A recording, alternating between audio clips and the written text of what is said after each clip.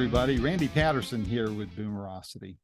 You know, when I was a teenager, I don't think there was a kid in my circle of friends or even in my high school who didn't hear Pink Floyd. Of course, the album Dark Side of the Moon had come out. There was Metals, there was Animal, there was all these different albums that had come out from Pink Floyd. But one thing that struck, there's two memories I have about Pink Floyd from those days. Number one was that on Thanksgiving Day, I would, and a group of my friends, we would go to a theater there in Phoenix. I grew up in Phoenix, Arizona. And we would go to any theater that happened to be open. And invariably, they would show for 3 years in a row, Led Zeppelin's The Song Remains the Same and Pink Floyd's Dark Side of the Moon. I remember that as clear as if it was yesterday. And it was a very short-lived tradition for me. Not too many people were interested in going along with me because they wanted to stay home and eat turkey. I wanted to go watch movies. And so that's what I did with some friends and thoroughly enjoyed it. Those are good memories of very good times for me. But Pink Floyd has always had a huge impact on the music scene and in the genres of music that I listen to, and I think you listen to, or you wouldn't be dialed in here. But one of the key central figures of that band was a person who was actually gone before Dark Side of the Moon came out, and that was Syd Barrett, founder of the band. And there's a lot of lore, a lot of folk legend, a lot of urban legend about him that, you know, you quite frankly, you didn't know what was true or not. And I'd seen some films, you know, saw the books on him, that kind of thing. But I was thrilled to find out that there's a new movie come out called Have You Got It Yet? And it's, you know, it's about Syd Barrett and Pink Floyd, mostly about Syd though. And it's probably, in my mind, the most definitive work, either in print or on film, about the life and story of Syd Barrett. And it gets into a lot of the questions. Some of those questions are answered, but you know what? There's just some questions we'll never have answered when it comes to Syd. And if you're a Pink Floyd fan, and if you're especially caught up in the lore and the stories about Syd Barrett, then I strongly encourage you to go see this movie when it's appearing somewhere near you. The DVD won't be out until next year, which will be 2024, depending on when you're watching this interview. But if you can find it at a theater near you, it's worth your investment of time. It's fascinating. I've watched it twice. I want to watch it more. So without any, the guy that directed this film and produced it is a gentleman by the name of Roddy Bogawa. Roddy is a phenomenal guy. I thoroughly enjoyed talking to him. It was my first time talking with him. And what a wealth of information he is when it comes to Syd Barrett and Pink Floyd. And this movie reflects it. It reflects and complements the creative genius of the band with Roddy's creative genius in putting this film together. One complements the other in both directions. So I strongly recommend that you see this film if you can. Definitely be on the lookout for when it comes out in DVD next year. But do watch this interview. I ask that you subscribe to our channel. It helps us, but it doesn't cost you anything. And please tell your friends about it. Oh, and we're also on podcast on all the major podcast platforms. There's even some we're on that I wasn't even aware of, but quite a few podcast platforms if you're a podcast listener. But please subscribe, please like, please share so that others will be aware of this too. So without any further ado, here is my interview with producer and director Roddy Bogawa. Until next time, this is Randy Patterson with Boomerocity. Take care. Hello. Hey, Randy. Hello, Roddy. How you doing? I'm doing good. How are you? Well, it's been a busy day today. Where are you dialing in from? Oh, I'm in New York City. Oh, okay, cool. Yeah, where are you at? I am in the Great Smoky Mountains of East Tennessee. Oh, very cool. Different kind of mountains. Yours are concrete, mine are natural. So yes. Yep. I've been through Tennessee when I drove across the country. Beautiful. You probably jumped on Interstate 40 and just headed west, huh? Yep. Good deal. Good deal. Well, how before we get into this great movie of yours, how's the post-pandemic world treating you? Has it changed your life any as far as coming out of it and how you do business and how you work, or what's your views on Yeah, I mean, it's absolutely changed everything, right? Like the fact that we're doing Zooms, that whole technology.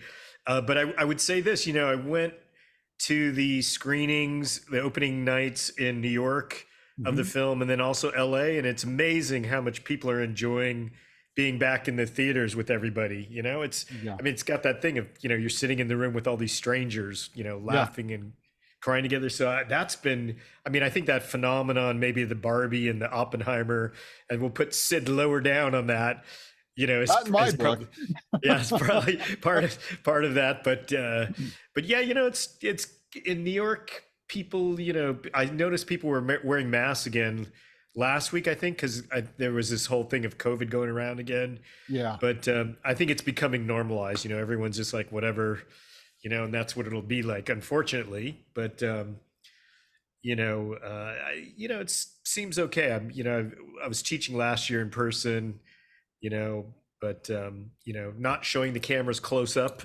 where we used to all just be right on top of each other. But Yep. got to make adjustments. Yeah, that's true. Um, Well, I think if there is the good thing that come out of it for me was doing these Zoom things. Before that, I would only, I'd record phone conversations and transcribe it. And I kind of went kicking and screaming into this whole video thing because I didn't want to show yeah. my ugly mug to anybody. But it's made my life easier, ugly mug or not. So Yeah. I mean, yeah, it's pretty crazy technology. yeah. It's just gotten better. But so, for me as a director, it's sad I don't get to travel as much for the festivals. Mhm. It used to be like, if you're an independent director, they would fly you to wherever your film was screening.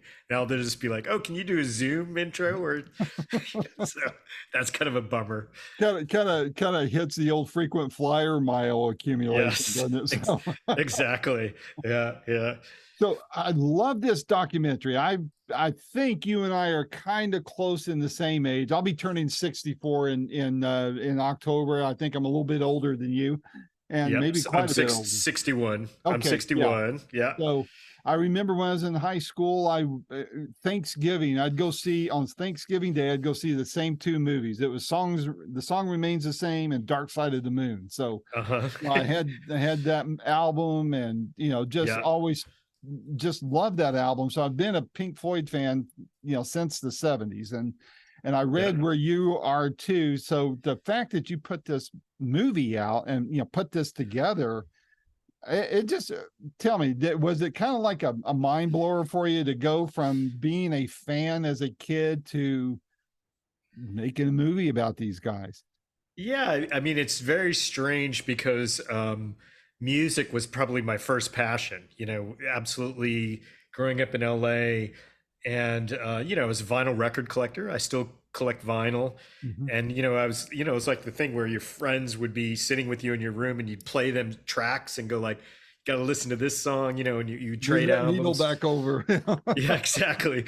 So, I have really, crystalline, beautiful memories of that, of sharing music like that, of sitting down and then everybody staring at the covers and things like that. And so when coincidentally, I started doing photography around the same time I really got into music. And then I was in bands. And then when I started doing films, I sort of gave up doing music stuff on my own. But strangely enough, after about my third feature film, it kind of came back to music. Hmm. And I did a film called I Was Born But that started with the death of Joey Ramone, because I live around the corner from CBGB's. Oh yeah. And so Okay. Yeah. I was filming stuff that all the kids were leaving. And then I'd become coincidentally friends with Joe Strummer from The Clash Mhm. through somebody. So that was kind of the first strange thing. I mean, the punk stuff was a little bit different because they were always like, we're not rock stars, we're like you. And so that was a little bit different. But then when I did the film on Storm, the documentary on Storm Thorgerson, and we became very close, there was a moment where, and I had thought I would have no musicians in it. That was not my idea at all. I was like, I'm going to take Storm to where he shot Wish You Were Here. I'm going to take Storm to where he shot this cover, and I'm just going to have him tell stories and just have the film be about memory, about reconstructing that. And we became so close. And at a certain moment, he said, "Okay, so who do you want to talk to? What musicians?" And so in that film, I found myself on one day in London interviewing Robert Plant in the morning, and Whoa. then jumping in a taxi and interviewing David Gilmour in his houseboat, recording studio, the Astoria. And at Wow. that moment, I was kind of like, okay, this is a little bit insane. I mean, that was the big day where I kind of had that, like you're saying, that flash. And when I was packing up my film gear after interviewing David, he picked up an acoustic guitar and started playing Summertime about 2 feet away from me. And I kind of was Whoa. like, You're kind of stop. like pinching yourself, right? Yeah, I kind of stopped. So and that film was very interesting. I got to interview Steve Miller, who I'd loved the Steve Miller band when I was young. So it was kind of incredible that, my film career went back and dovetailed back into music. And so then, when we started the Sid film, it was very strange, because it is like you're saying, it's like in some weird way, I hope this is not my last film, but in some weird way I came full circle, to this formative moment in my childhood, teen years.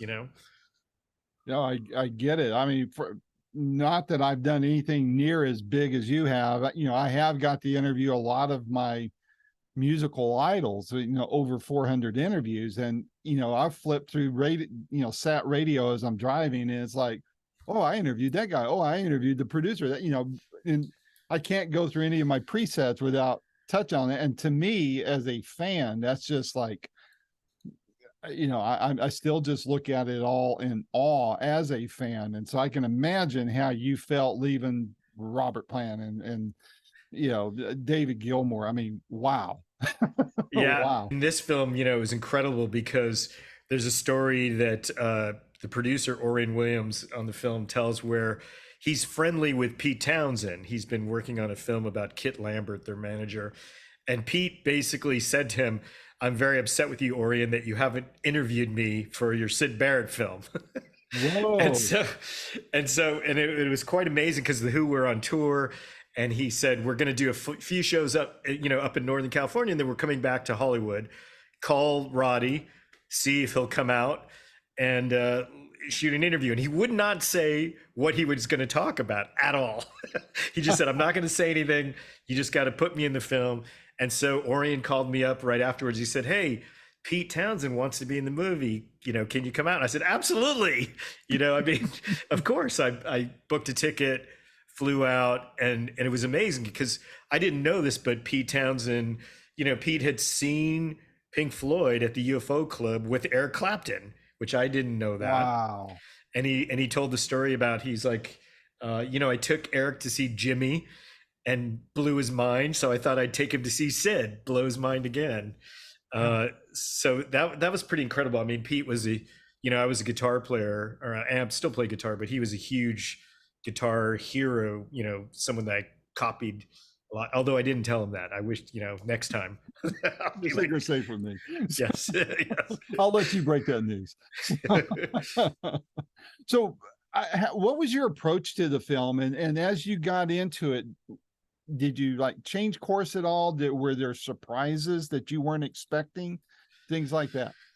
Yeah, I mean, absolutely. I mean, it started with, we screened my film on Storm in Los Angeles, and Rob Dickinson, who's a singer who's in Catherine Wheel, he's a good friend of Storm's. He said to Storm, he said, "Roddy should do the film about Sid that hasn't been done yet, Storm, the proper film." And Storm, the next morning of her breakfast, we were at the Standard Hotel, we were eating, and he said, "What do you know about Sid Barrett, Roddy?" I was like, "Ugh," stopped eating my eggs and my toast. And I said, "Well, when I was in a band, the bass player loved Piper at the Gates of Dawn. And we would try and learn those songs and we couldn't figure them out because they were so peculiar." So I said, "So my first memory is that." And then I said, "And I also loved his solo records. I loved the lyrics in them. I thought they were really beautiful and poetic." And so Storm said, "Huh, maybe you are the one." And he was going to produce it, and I was going to direct it. Hmm. And then in a classic Storm story, I mean, that's a whole other chapter of my life, but I got a phone call one day and he said, Roddy, where are you? And I said, I'm in New York. Storm, why? And he said, I'm in Los Angeles. We're going to start the Sid film now. And I said, really? And he said, yeah, yeah, yeah. He said, can you come? And I was like, no, I can't come right now. What, like jump on a plane? Like, and so what had happened was, Storm had colon cancer that was in remission. Mm. And, the sad kind of backstory to it, which, is not in the movie. We consciously decided not to put it in, was that his cancer had returned. And so he was basically, wanted to be involved in the film as much as possible. Mhm. We had planned out what the film would be like, but he was going to produce it and I was going to direct it. But I realized that, and he started doing interviews in London, and I realized that he was basically saying goodbye to everybody. Oh. So, it was pretty heavy when I started seeing some of the material. It was basically like, first Storm's a character. So he was talking on top of all the interviews. And I thought that's kind of weird. Like the minute someone's telling an interesting story, just talked on top. But then I realized after a few of them that he was basically showing up to his friends in London saying, I'm doing this film about Sid Barrett with this director, Roddy Bogawa. He's in New York. I don't know where he is. He could be in Hawaii. He could be wherever. So I'm doing the interview and look, I'm dying, And so that was pretty intense when I realized that. There's several things. I mean, and this, to go back to your idea of the approach, Storm and I decided that if we were going to do this film, that we wanted to be an intimate portrait. That was the number one thing. Who we wanted to interview, what friends, what girlfriends, what stories we wanted to prove and disprove. That was always at the core of it. And so, there was two things. Because Storm knew a lot of the people, I think his presence in the interview was made it so they couldn't tell stories in Mm. some ways. So there's a lot of bits and pieces in the film where they say, oh, Storm, you were there, things like that. So there's a different kind of tenor. And then I think also his illness also maybe shaped some of that sort of stuff. Mm. But we both crafted the questions together. In fact, at the end of the film, there's a question, if you could write a letter to Sid, what would you say? And that was my question. So we really approached it as being, okay, we want to do the film from inside out about, to try and portray Sid in a more complex way, and not necessarily humanize him, but to give more of a fuller picture, even if it was a composite picture, right? From different people, from different moments in his life. That was kind of our idea. Mhm. Uh, and then, but the interesting thing, the film took about 10 years, which seems incredibly long, but now I've come to say this in Q&As. People ask that and I say, well, how long should it take to make a film about somebody? 3 months, 6 months? What's the honest, how do you portray someone's life? And so the interesting thing over those years, and there's a lot of reasons why it took a long time, but people started coming and forward with material, that we wouldn't have gotten if we finished it, let's say, in the first 5 years. Right. So the photographs of Sid at Abbey Road was like one of the last things we got. I had read a little line somewhere, I can't remember where I saw it, but it said Phil Taylor had a camera when this mythical story of Sid showing up at Abbey Road while they're recording or mixing down Shine on You Crazy Diamond. And so I'd seen that, and I know Phil, and he's a sweet guy. He's David Gilmour's guitar technician, Mhm. for many, many years. Very, very nice guy. And I was calling him, emailing him, calling him, emailing him. And finally he said, yes, Roddy, it's true. I do have some pictures and I'm Wow. sitting on them, and he'd been sitting on them because he was thinking, he's pondering doing a book about that whole tour, Mhm. so he realized the value of those. And after several conversations, he said to me one day, he said, this is the moment, this is the right time. I made a compromise with him, which I didn't use every photo that he had. There's a few more Mhm. that he has. Uh, so that was very interesting. I mean, that we wouldn't have had those things. Gayla, who's was Sid's fiance, sent us her 2 engagement rings. at a certain point, which I don't think anybody knows, in fact, that those even existed, but she actually sent us the real rings. And so we were able to shoot those things later on. So that was, in terms of your question of how it shifted, I mean, it became kind of interesting. It became more personal. Rosemary, Sid's sister, I had the long, kind of exchanges with her, about trying to interview her, and she finally said yes and trusted me to do the interview with her. So those kinds of things, I think, which ultimately I think give the film a lot of emotional resonance, came through that long process, and so it did change. It got probably more to where I had hoped, which was, to function kind of on this emotional level about, we've always talked about this, it's like a long lost friend, it's like a letter to a long lost friend. Yeah. Well, it's Sid being the mythical character that he was, and this, the old saying is there's such a fine line between genius and insanity. And I think if you're going to look up that phrase, you'd probably have Sid's picture right there. Would you agree? Yeah, absolutely. I mean, I think, one, you asked maybe what surprised me. When I've been thinking about this, in the course of showing the film and talking about it so much, one of the things that really surprised me was his creativity, Mm-hmm. because, at first I'd listened to the early Floyd stuff and, his solo stuff, as a fan or as a musician, but then working on the film as, as a director and the editor, working closely with the editor, I had to listen to it so much more carefully. And I was Yeah. absolutely blown away by, how creative he was, as a singer songwriter and as a guitar player and as a musician, and I think that there is, that this, everlasting element of that. That's, I think, why so many musicians love him still. Chris Cornell and John Frusciante and Mm-hmm. Thurston Moore from Sonic Youth saw the film in London, and, and I started saying, oh, I get it now. Musicians that listen to him, that's all they do. They hear those kind of creative elements, but you're right. It is on the edge, certainly in terms of what pop music was, Yeah. or even his unfortunately his character within the whole pop music structure, right? Right.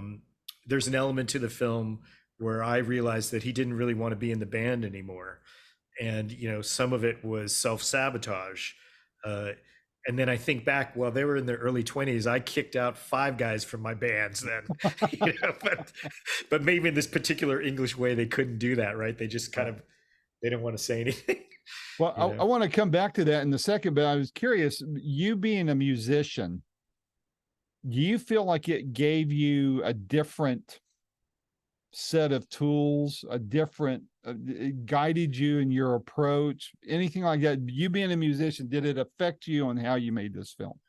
Yeah, I mean, there's two things I would say. Number one, I knew immediately there has to be moments where you hear the music, right? Yeah. Even if they're 10 seconds or 15 seconds, or, that was something that I really was conscientious of, like you're saying, as a Mhm. musician. Like, you can't talk about how great he is, and there's many, many music documentaries that are like this, that talk about how great someone is, and you don't hear it. They Yeah. don't, it's not, it's like it's assumed that it, or you assume that everybody understands all that sort of stuff. So that was something I was really attuned to with the editor, with Karen. Like, there has to be moments where we let the audience listen, even if it's a brief moment, and they get a mood or feeling or something. Try and figure that out. So that was really key. I mean, I think, I still get chills when I watch the film in the theater, when some of David Gilmour's guitar chords come out for "Shine On You Crazy Diamond."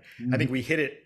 There's a couple moments in the film where we really nailed when it happens, and I get goosebumps when Yeah. I I hear did it. too, So, hearing it. It was oh, like, whoa, perfect editing there. yeah, so that was something. And then the other thing I would say is that, as a musician, I think, that, I always think, and this is something that Storm maybe more formally got me to think about it, which is that, if I was going to make a film, I want to try and do a parallel to the creativity that is in the music. You know, whether it's Good a point. film about a band or a film about a painter, like that the film shouldn't just be, you know, how great they are. It should try and be some kind of equivalent.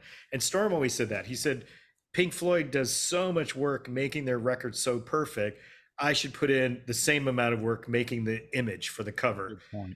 And that really struck me, you know, that idea, which is why I think they loved him as much as they fought with him, you know, through the years.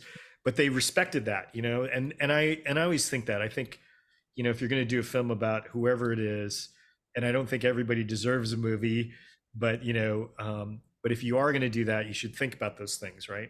That's a And good think about point. how do I treat it with the same amount of effort and respect. Where it complements both the work both ways, you know. Yeah, So, absolutely. but I never thought of it before. That's a very good point to bring up. Um, so one thing I thought of in watching this and hearing the conversations from David and Roger and some of the others, I was struck in some ways. There are a couple of areas there with how they were with Sid that kind of reminded me of the Stones and Brian Jones. Did did you catch any of that? Did you feel like there might have been some of the similar tensions? And Yes, I oddly enough, mean, it's a British band too, and an impactful one at that. So, what are your thoughts? abs- absolutely. I mean, I think when you look at the bands from that era, right? And maybe this happened with the Beatles. I'm not so familiar with the Pete Best story in depth, but you know, certainly with Brian Jones, right? The bands when they were on the ascension in that time period were doing so many gigs and doing, you know, television shows and trying to crank out singles, that it was an insane amount of work. And I think, you know, this goes back to maybe your earlier question about, you know, the creative kind of edge of all that sort of stuff. You know, I think there must be musicians, and maybe Brian Wilson falls into this Hmm. as well. Um, I think, you know, I even think like Kurt Cobain as a more recent example. You know, these people that found a way to voice creatively what's inside them, and you know, it's like, wow, I found the medium, I found the way to express how I'm feeling, whether good, bad, or angels or demons or whatever it is. And then all this other stuff comes around them, you know, this pressure, the music business, you know, that in the 60s, that's the moment of the managers and all these things coming into the music business Mm-hmm. industry as well.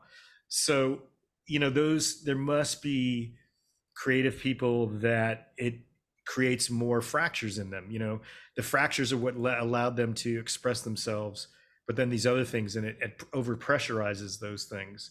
And so, you know, I think there's absolutely this idea of Brian Jones, you know, and the Rolling Stones, you know, that he was like the original creator, and they become more of a pop band, and he wants to go in another direction. You know, when you're talking about Dark Side of the Moon, I was thinking about that lyric the other day. And if your band decides to play another tune, I think it is, I'll see you on the dark side of the moon. You know, so it's like, as you know, and Sid had that. He wanted to become more experimental. You Mm-hmm. know, he was definitely bringing in the Salvation Army bands and doing all these kinds of stuff, which Pink Floyd does later on. They bring in the saxophone players. They bring, you know, so it's kind of interesting. But I think, yeah, the, you know, Brian Jones is a good parallel, time wise. Maybe the drug use we could say is part of it as well, but absolutely, you know, that maybe couldn't fit into that pop band structure, Yeah. or you know, in some way was kind of working against it to their own, you know, detriment.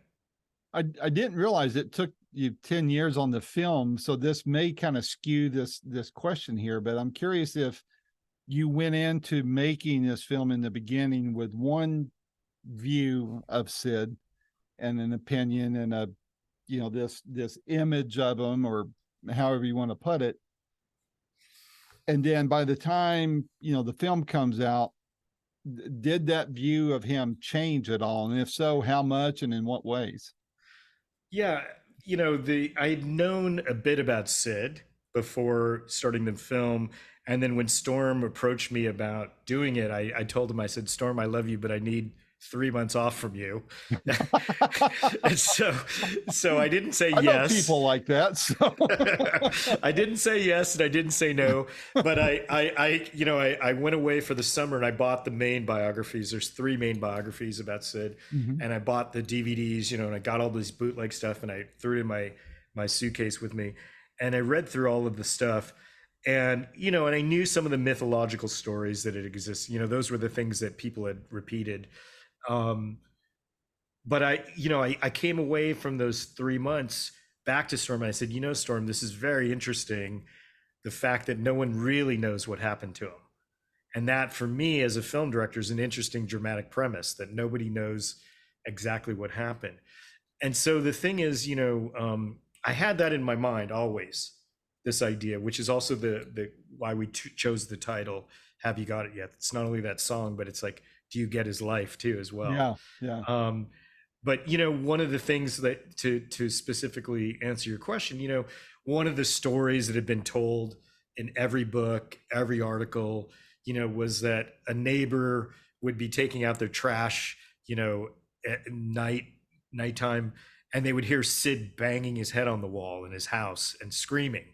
Hmm. And I think they even describe it like howling like a dog, even like at that level of kind of imagery. And when Sid died, I got the auction catalog. They auctioned off all his belongings Hmm. in Cambridge, and so they sold his old stained chairs and these things, but they also had all this stuff that he had built, which was interesting, which is he had built speaker boxes, so like home stereo speaker boxes. He had these painting tables where he had extended the legs by about 4 inches for whatever reason, but hammered on these things. And so, when I saw that, I was like, wow, this neighbor, the story that's been told over and over and over again about he's pounding his head on the wall, screaming, he was building stuff the whole time, and Maybe he so, hit his thumb with the hammer or something. or maybe his thumb once with a hammer, but I realized from seeing all that's those things, his belongings, that wow, that's interesting, because people are really projecting onto him, onto this kind of figure, like you're saying, this mythical character. And so that was the interesting kind of thing that hit me during the making of it one day. I literally was looking at that and I was like, wow, that's very interesting. And so that was something that really changed it, probably about halfway through the making of it. We Hmm. knew we wanted to disprove and prove some things, but that was something that I was really that I got more attuned to, which was like, okay, people don't know what happened at certain moments in his life, not even Storm. And so everybody's mapping on these kind of qualities to him. So that was something that really changed how I thought about the movie. After making it and talking with everybody who you have, in your opinion, and I want to get to the other band members here in a moment, but in your opinion, what do you think was the deal with Sid? I mean, was he bipolar? Was he schizophrenic? Was it all drugs? Was it all of that because of drugs? I mean, what's your opinion on that? Yeah, I mean, it's tricky. I mean, I do have my own opinion, which I can tell you. I won't skirt the question. I mean, I think it's tricky because we did interview a doctor whose specialty was autism, Hmm. which was very interesting. And the first thing she said was, "I can't diagnose somebody I haven't met." But when her interview was very interesting, because when she described, all the characteristics of the spectrum of autism, it was textbook. Everything was, Really? it was Wow. literally. And so, although, that diagnosis didn't exist in the 60s, right? So Right. so that's why ultimately we didn't put that in that interview in the film. But he was of the age where if there was latent schizophrenia, it would have set in, which is early 20s. It could have been that the LSD triggered some kind of psychotic break. Um, like I mentioned earlier, I also think that there's absolutely an element where he was trying to self-sabotage himself. Hmm. So some of the stories that are told about him being crazy, quote unquote, where he was playing live and just detuning his guitar, I thought that's not really being crazy. That's like, I don't want to be in this band anymore. Time to Crazy get would be fired. right. Crazy would be kind of something else, right? Yeah, yeah. So I didn't think that the so it's not clear exactly what happened. The one thing I would say is that everyone across the board thinks something happened. They did see some kind of shift in his personality, so that something happened to him. Now, is into my theory, the one thing that was curious to me in almost every single interview was, even though some of them said, well, he took LSD, but no more than we did, right? But we know you can have one bad trip and that could be it, right? Mm. But something that caught my attention was that all his friends said that he was smoking weed all the time, nonstop, which I Wow. thought, this is kind of curious, that would stick out in their minds even now, uh, you know, 50, 60 years later, that they keyed in on that. And we know now you could have a psychotic break from too much marijuana use, right? So that was something that kind of triggered my antenna, in some way, because Mhm. all of them said that. They said, oh yeah, some of them say, oh yeah, he was taking Mandrax, oh, he was doing this, but they all said, yeah, he was smoking weed all the time. And I thought, that's kind of curious that in the 60s they would zero in on that to still say that. So I don't know. That's I don't go by the pictures, where they show the pictures and they say, look how messed up he is, because I see pictures from the same session where he looks fantastic. So it could just be a bad picture, as we know. So The I don't go press by can do those. that. Yeah, I don't go by those markers. And even Mick Rock said that. Mick Rock said, he was smiling in a lot of the photos too. So, Mhm. so it's complicated. But I think there is a big element that he didn't want to be in the band anymore. I think that was the thing. He was, whether or not it became too much work, or whether or not his muse kind of dried up, uh, we don't know. But there's like a moment where he doesn't want to do it anymore, right? Yeah. So Well, I know it, reading about other bands and big bands, I mean, I think there's a book out there that could be written about the psychology inside of bands. And mhm. there's just like with sports and teams. But and this is kind of to set up my next question. I could see where in Pink Floyd, even today, there's this clash of monumental egos that can take place, and we've seen it in other bands, and how people, there's always a strong one, there's the alpha male type. I mean, just like with pets and such, it could be an alpha dog, and that dog dominates the rest of the pack, and so I'm wondering if in this situation, if that was the case with Sid, even though he was the creative genius, being so fragile, kind of like how Brian Jones was, or sounds like he was, if that caused an implosion. And to that point, in making this film, I'm giving you a lot here to answer to, so you can break it up however you want, obviously. But I'm wondering if you had a change of opinion about the band as a whole and the other remaining band members as you made this film. Did that change at all as you progressed? That's a very good question, and complicated. I mean, I would answer it like this. Pink Floyd, to me, it was never a band that I thought I like that period better than the other period. I thought, in some weird way, I always think like the whole career of the band is like a compilation record, that it's Yeah. like it's how they changed within that. And so for me, it's fascinating, that however the dynamics shifted within the group itself, right? Which we know it definitely did shift.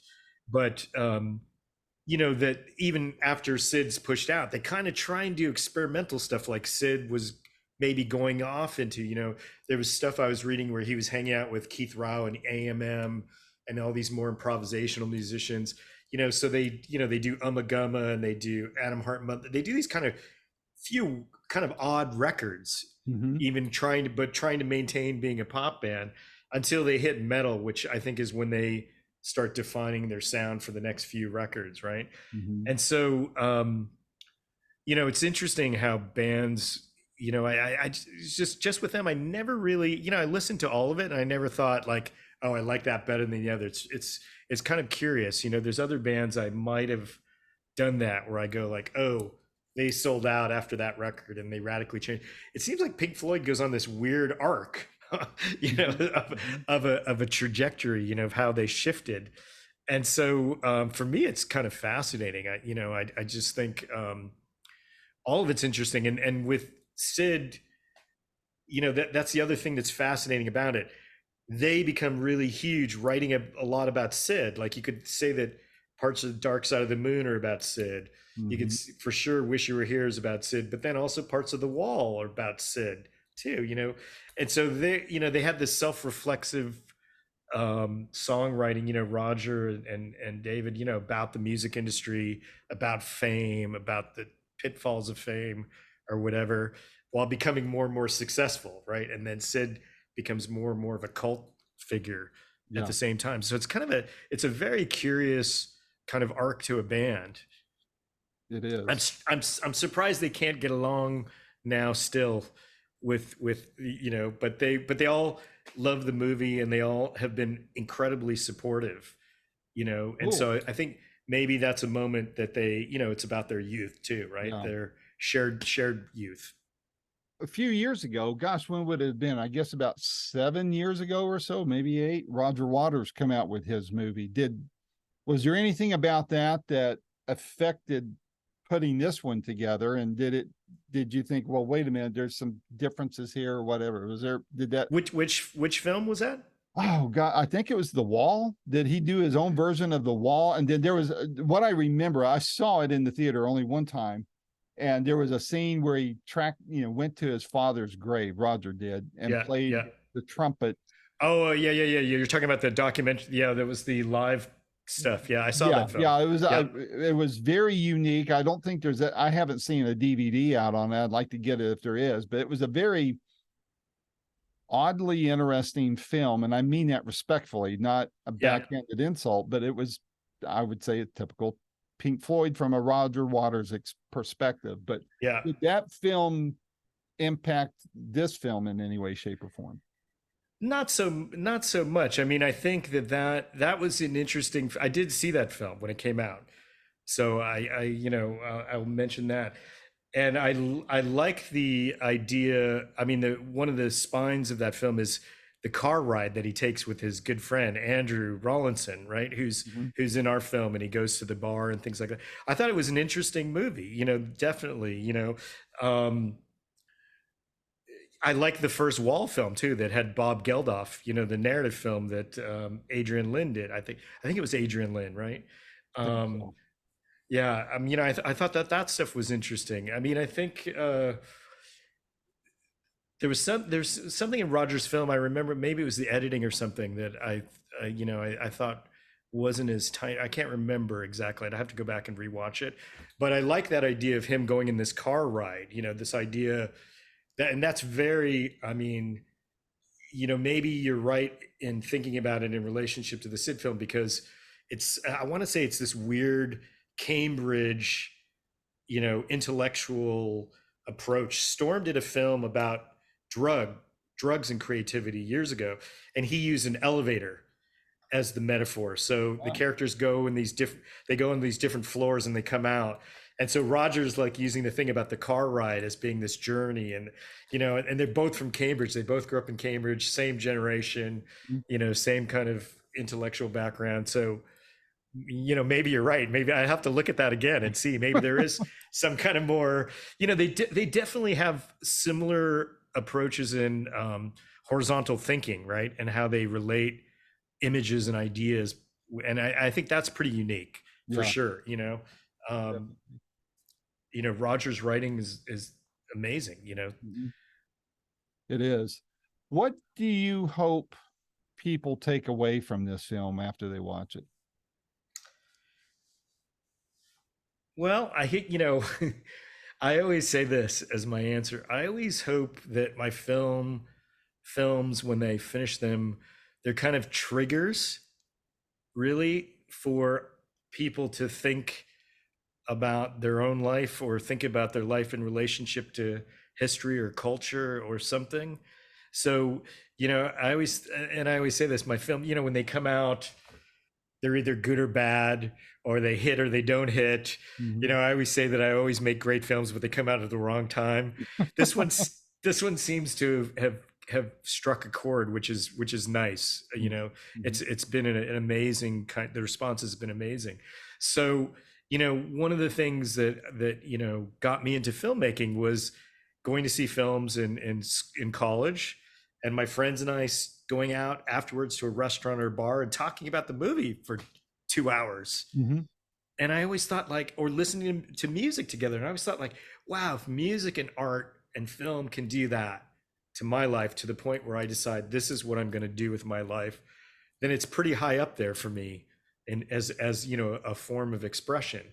So I want the films, certainly, the content is important, but I also think how they trigger, whether it's feelings or discussions, or even like us meeting on Zoom, like that to Mhm. me is the most important thing in the end.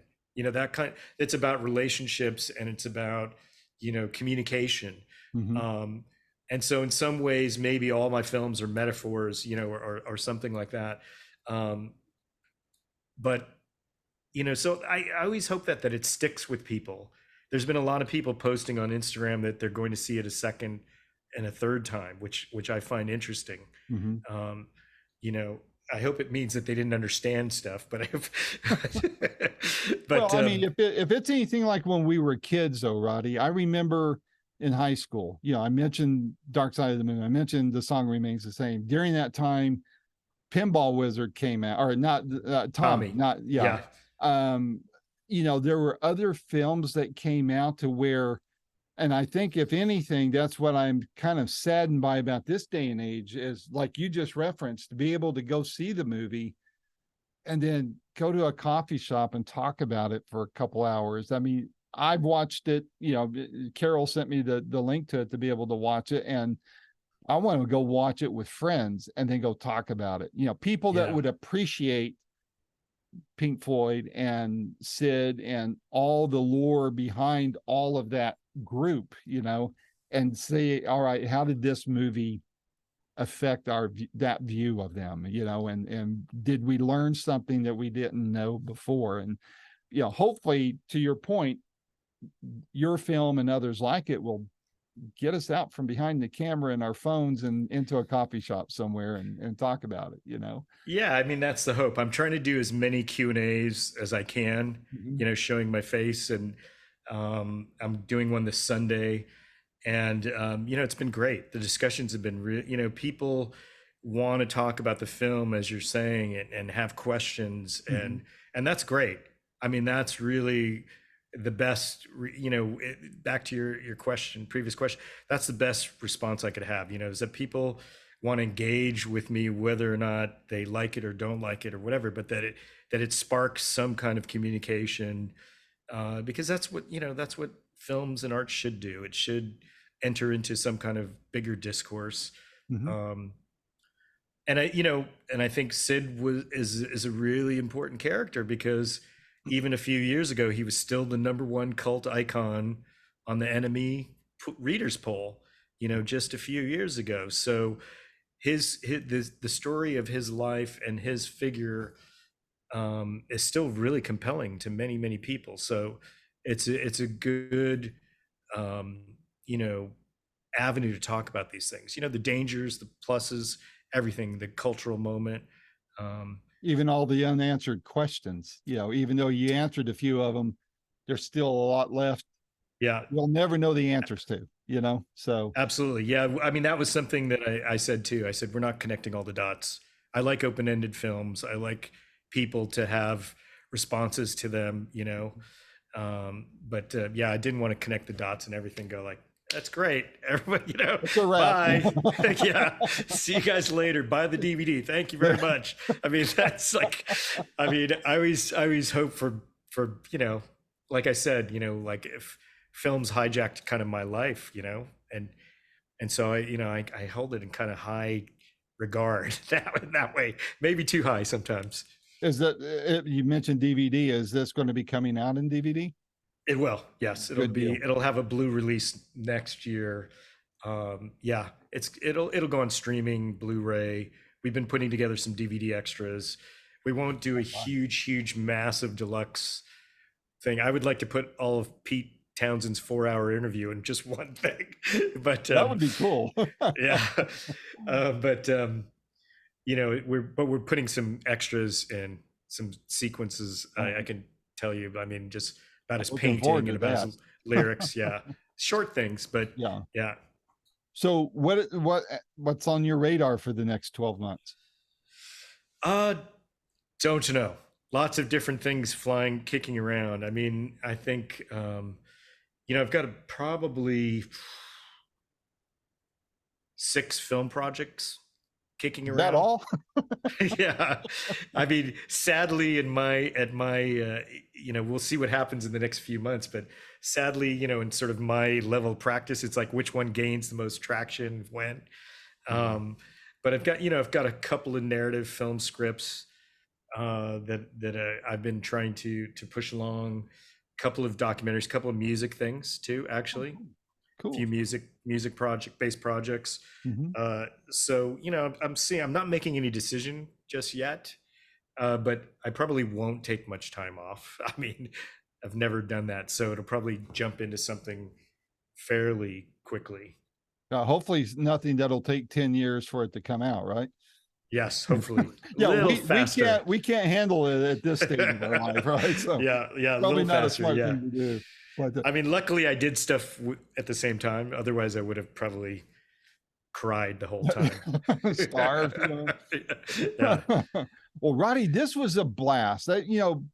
Please believe me when I say that my door is always open to you. If you got another project, when you have another project coming out, look me up, man. Let's do one of these and let's talk about it. This is a lot of fun. I love this film. I've been plugging it on my personal social media network and telling people about it, because what I do is I keep kind of focus on people our age and talk about the music and the artists from that time and what they're doing today and that kind of thing. So great. Obviously this is striking a chord with my circle of influence, and so my hat's off to you. You did a phenomenal job on this. I can't say it enough, and I'm going to be watching it again when the DVD comes out. I'm definitely going to be getting my copy of it, but my door's always open to you. I'm thrilled that Carol brought us together, and I look forward to talking to you again down the road. Great, Randy. Thank you very much. Appreciate it. Have a great day. Thank you. Take care. You Bye-bye. too.